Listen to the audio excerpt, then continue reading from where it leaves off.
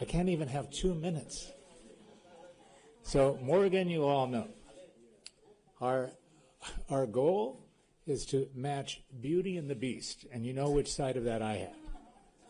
So, Morgan is coming back as a valued hand in a very difficult puzzle salvation of what we have. And I'm going to answer together, we'll answer your questions. We've been in Israel, we've been in Syria, but here's the bottom line. Here's what I want you to know. And you just had 3 of the most powerful people in the U.S. Congress. This is huge, because I know what you all want to happen is have America fix this problem. As much as America is going to fix this problem, is what Donald Trump has done, what he did hand in hand with Israel and Iran, what he's done for Syria in taking the sanctions off, and what he said for our benefit, for Lebanon's benefit, that he wants a healthy and prosperous Lebanon. Now, what's really the issue? We keep on talking about Hezbollah. Hezbollah being disarmed. What we haven't talked about was what happens to the Shia people, what happens to the Hezbollah military, what happens to the people, what happens to the south, and why is Hezbollah armed? So I want to give you just a framework of what we're doing, and then Morgan can answer your questions. If you think about it, for you, Hezbollah is a political party. Shias represent 30 to 40% of the population, and you have a very good set of leaders today, in my opinion. The major 3 leaders, the president, the prime minister, the speaker, are all trying to do the best job they can for you of ushering to a new era of tolerance, a new era of peace, and ultimately prosperity. So why is Hezbollah armed? You have outside interference. What's the outside interference? Iran, Israel, the apprehension of Syria. What did we do? We went to Syria. I can tell you President al-Shara has no interest in having an adversarial relationship with Lebanon in any way, 0. There's no Sunni fundamentalist cause that he's targeting a weakness in Iran or a perceived weakness in Shia as an opportunity for him. He's looking at the historic relationship of hand-in-glove cooperation of what Lebanon and Syria could be ultimately. That's a fact. And he's running to border alignment, discussions, and a boundary agreement. Running to it. Israel. Morgan and I spent the day in Israel after, you can imagine, preparation. The idea responding to the heroic act that the president, the prime minister, the council had taken in responding to suggestions that we had given them as to what could a disarmament and withdrawal plan be. Again, going to with disarmament is what can we do for Hezbollah to show them they don't need to be armed. Nobody wants to go to a civil war. I can tell you Israel's response was historic. What they've said to us personally, what they've said to the president in actuality, and what they've given in a press release to you is they will meet tit for tat in exact cadence. What we will do in an effort to make sure that Hezbollah is not armed as an adversary against them, they will withdraw in the same cadence. The reason they couldn't respond specifically is we didn't give them specifics yet. Your government is coming back with a proposal August 31st, which is a Sunday, so it won't be August 31st, of saying here is the plan and proposal of what our intent is to disarm Hezbollah. When they see that, they will give their counter-proposal of what they will do in withdrawals and security guarantees on their border, their boundaries, those 5 points, in cadence with what we're giving them. So the big picture is if you take the adversaries away, so if you take Israel and Syria away, as a discussion with Hezbollah, and saying, great, you from 1982 on, you needed to be armed, you were a militia, we had the Palestinians, we had the Israelis, you were serving a cause. There's no need to serve that cause. LAF can do it, you can be a part of it, but when we talk about the economic zone, we have to have a substitute for what happens, because there's another outside party that we just talked about, Iran, that we have no direct relationship with. And Iran has been the financier of the growth of Hezbollah, the municipality, and Hezbollah, the militia. So how do we substitute that? We bring the Gulf countries in simultaneously in a new economic zone, which will have some depth to it in the next few weeks, as to what can happen with outside investment. What kind of outside investment? What does it mean to the South? What does it mean to the community? So step by step, you take out the Iranian concern because you have another funding source, another life source. You take away the Syrian concern because Syria is ready to have discussions tomorrow.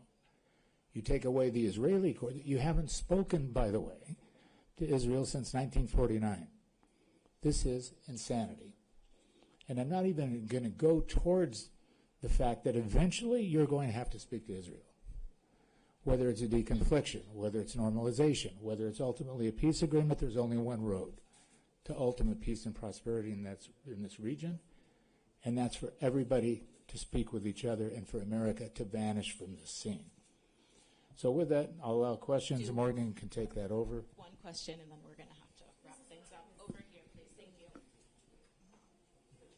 So this is Joyce Al-Haj from Al-Arabi TV. The main question is, did you get a commitment from Israel regarding the restraint of strikes on Lebanon in response to the decision made by the Lebanese government regarding this dismantling of the Hezbollah arms? I think the ambassador was clear on that. Israel is willing to go step by step. It might be small steps, baby steps, but they're willing to go step by step with this government. As Ambassador Barrack pointed out, the entire Trump administration, Secretary Rubio, were all greatly encouraged by the historic decision of the government a few weeks ago. But now it's not about words. Now it's about action. And so what Tom and I are here to do is to represent the President of the United States. It's his policy, not our policy. And we are here to help the Lebanese government move forward with that historic decision and to work with our partner in Israel step by step. So every step that the Lebanese government takes, we will encourage the Israeli government to make the same step. So we're looking forward to it. Thank you so much. It's good to be back. Thanks.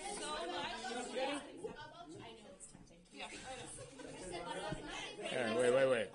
Okay, wait. Okay, yes. Calm down. Please, I beg you. But wait. 2 questions. 3 questions. Are you saying that nothing will happen until the disarmament of Hezbollah? So you mean that Israel will do anything until the real disarmament of Hezbollah?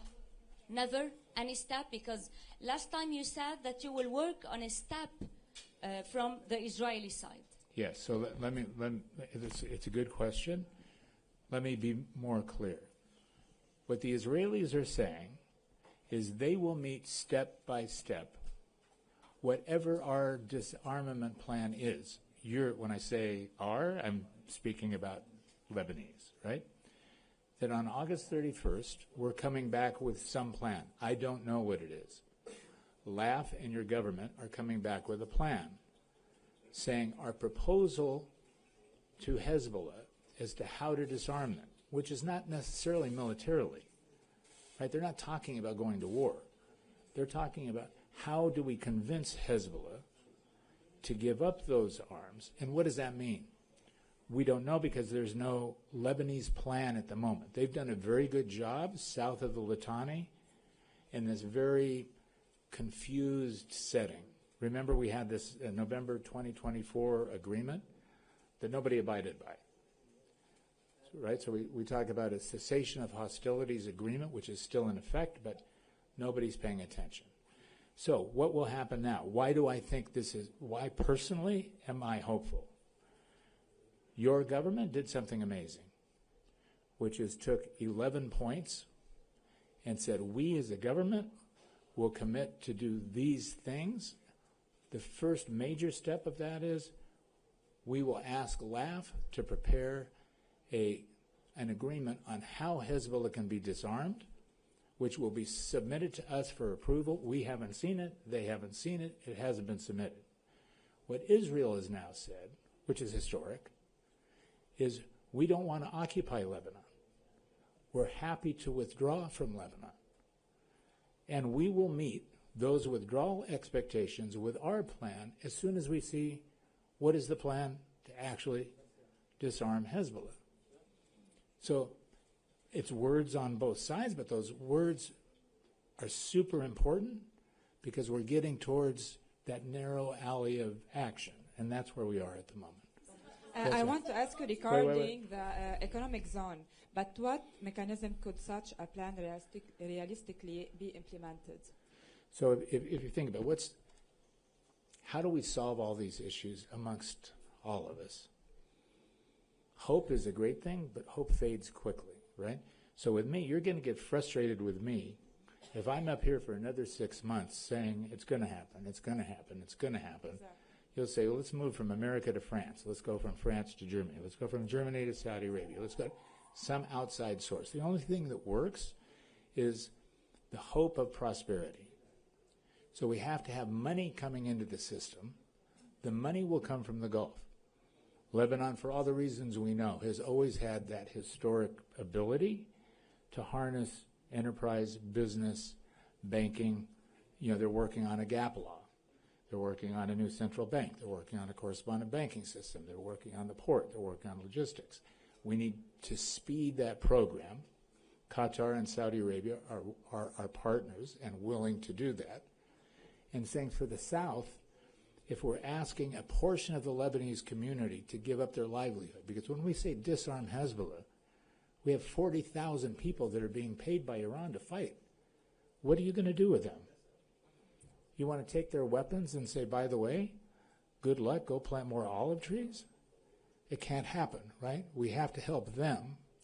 And the way we help them is to say, we, all of us, the Gulf, the U.S., the Lebanese, are all going to act together in creating an economic forum that will produce a livelihood which isn't set upon whether Iran wants it or not. That's the idea. Yes, ma'am. Did you discuss the issue of defense extending the... Of course. What's your opinion? My personal opinion? No, USA. Why the U.S. stand against the EU? So let me ask you a question. How long has UNIFIL been there? How much do you pay them a year? I'm a businessman. Make it simple for me. No, $1 billion a year. How many years have they been there? You're all journalists. You're brilliant. You've been researching this so you can grill me every day. How many years has UNIFIL been there? Anybody? Yes. Yes. Right? So I'm just a businessman. I say, okay, $1 billion a year, 22 years of efficacy, and you're in a swamp. They haven't fired a bullet. They haven't fired a shot. You're in a worse dilemma than you've ever been with Israel and Hezbollah, and you want us to weigh in more with LAF. LAF is the answer. Your answer is LAF. Your answer is not UNIFIL. The Secretary of the United States position is we will extend for 1 year. That's our position today. We have to decide by the end of August. Of course, France is not in that position. My personal position is I sponsor the President of the United States and the Secretary of State 100%. Concentrate on LAF. You have to do it yourself. The more you rely on outside influences, pretty soon you're going to be substituting McDonald's for Kibinai. Right? That's what's happening. Every time you reach outside for outside help, you're losing the value of what you have. Don't do it. Hezbollah, you can convince them in a non-adversary, my opinion, in a non-civil war environment to join one Lebanese state. This is my opinion. Last question.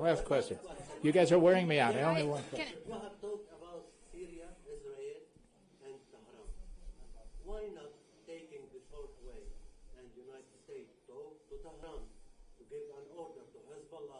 and then we close this issue. Do you think that's not happening? Goodbye. Just one last question.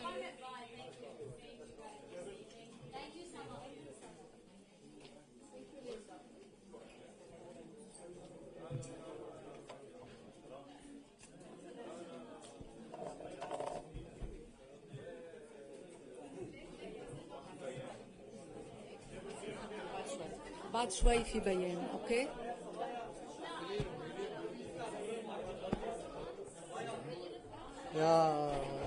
بس في بيان بعد شوي.